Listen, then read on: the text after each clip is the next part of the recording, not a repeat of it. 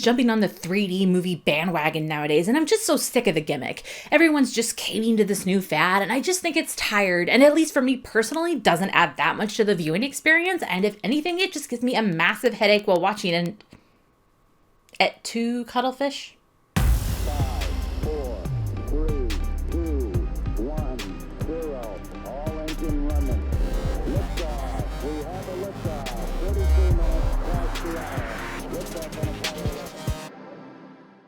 Hey everyone, welcome back to the STEMULUS. I'm Steph Evs, and here's what happened this week in STEM. 3D glasses have become quite the fad in cinemas recently, and now even Cuttlefish are getting on board. However, it's definitely not to improve their movie-going experiences.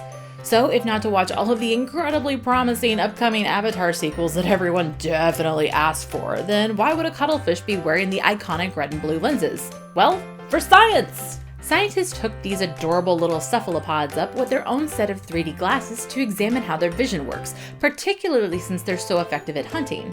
To be so good at what they do, cuttlefish have to be able to determine how far away their prey is before striking out with their tentacles.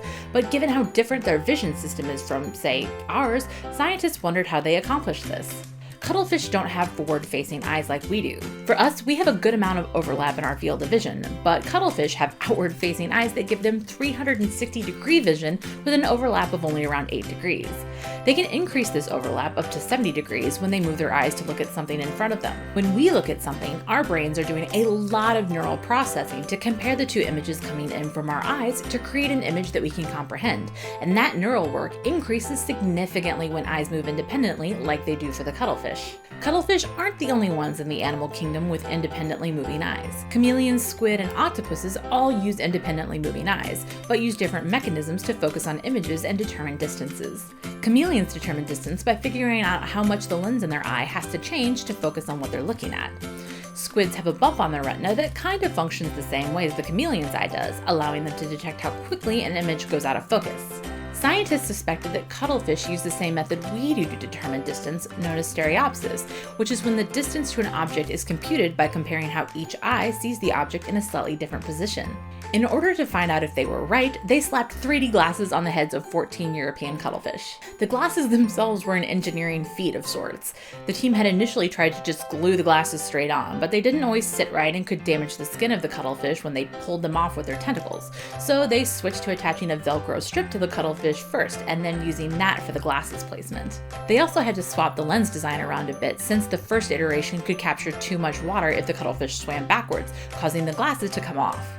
Eventually, they came up with a design that worked and stayed on. Well, for the most part.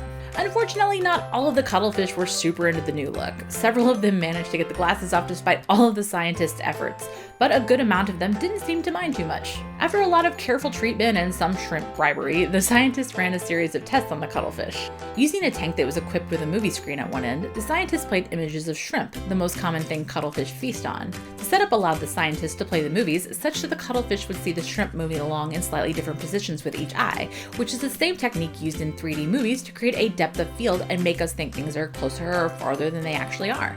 The scientists measured how the cuttlefish adjusted and moved themselves, and where they tried to grab the virtual shrimp as its position moved, and their findings led them to believe that while their eyes do move independently, they use stereopsis like we do. Scientists still aren't entirely sure how cuttlefish determine distance, but they suspect they may do it in a way that requires less brain work than the method we use, perhaps similar to what praying mantises do. Rather than comparing two whole images, praying mantises only worry about the parts of the image that are changing, so they can only sense the distance of objects that are in motion, but they do it way more accurately than humans do. There's a good chance cuttlefish rank somewhere in between humans and praying mantises, but understanding how their vision works could help us develop machine vision for technologies such as drones, security systems, or even everyone's favorite house cleaner, the Roomba. So that brings us to our question of the day. How do you feel about 3D movies? Really into it, or you think it's just a gimmick? Let me know in the comment section down below. If you want to learn more about the story I talked about, I will include links to all of my sources down below, along with links to all of my social media and my Patreon page, so feel free to check those out. If you're new here and you find my terrible jokes and geekery tolerable, hit that subscribe button and turn on notifications so you never miss out on any of my future videos. I'm always looking for current STEM-related news stories to cover, so if you see any that spark your interest, send me a link on any of my social media pages using the hashtag #Twistem, and it just might make it into an episode. Also, this is week 2 of my Steph Evs 30 giveaways. To celebrate me hitting the big 3-0 at the end of the month, I'm doing a giveaway each week. All you have to do to enter is 1, be following me on Twitter at @thestimulus, and 2, retweet the video link sometime throughout that week.